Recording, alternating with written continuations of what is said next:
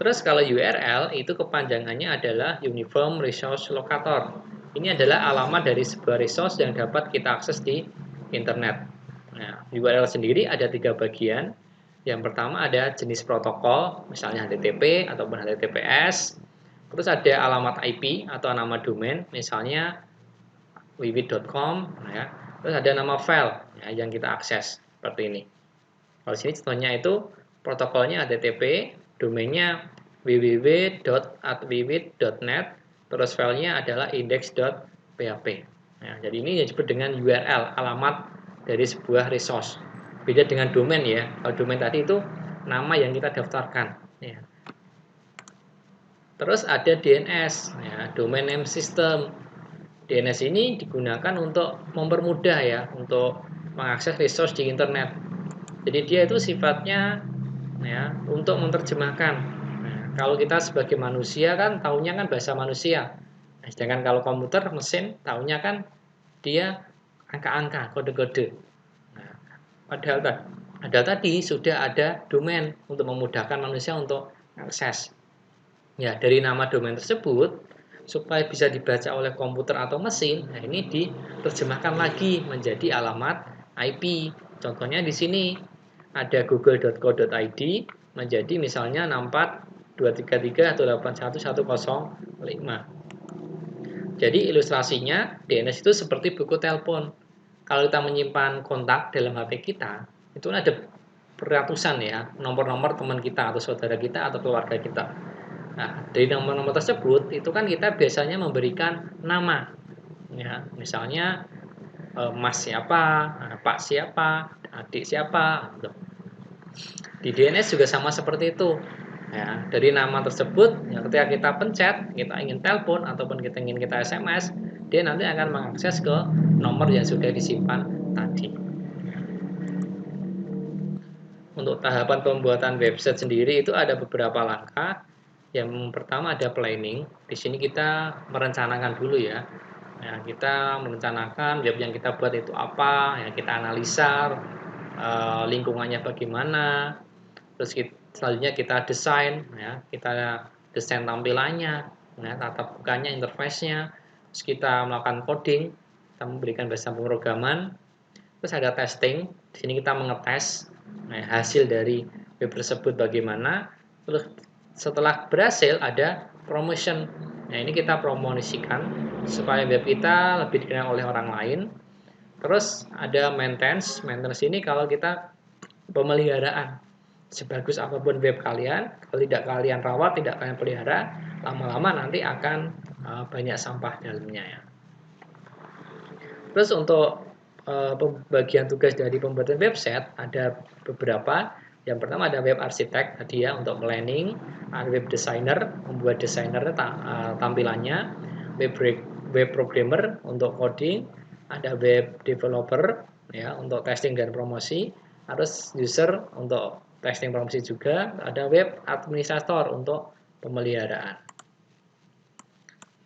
Untuk jenis web sendiri ada dua, yaitu web statis, ya, yaitu sebuah halaman web di mana halamannya itu dia tetap tidak berubah-ubah. Ya, kalau pengen mengubah, itu kita harus membongkar kode programnya. Nah, dan di sini klien atau pengunjung tidak dapat berhubungan atau berinteraksi langsung. Yang kedua ada web dinamis. Ya, kalau web dinamis ini sebuah halaman web yang dapat berinteraksi.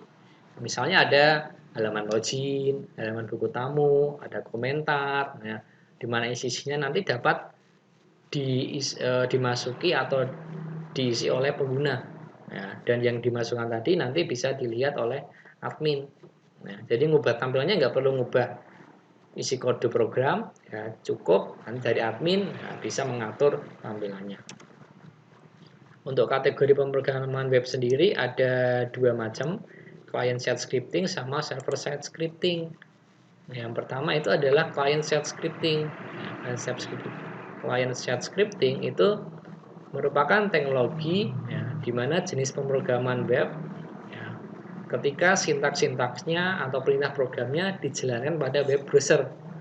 Nah, jadi kita tidak membutuhkan web server. Ya, kelebihannya itu aksesnya akan lebih cepat. Nah, karena tidak membutuhkan web server. cukup web browser sudah bisa menampilkan. Contohnya itu kita dapat menggunakan HTML, CSS, itu client-side scripting. Terus yang kedua ada server-side scripting. Nah, sebuah teknologi di mana semua sintak atau kode programnya itu nanti dieksekusi pada sisi server. Jadi kita membutuhkan web server untuk mengeksekusi kode program.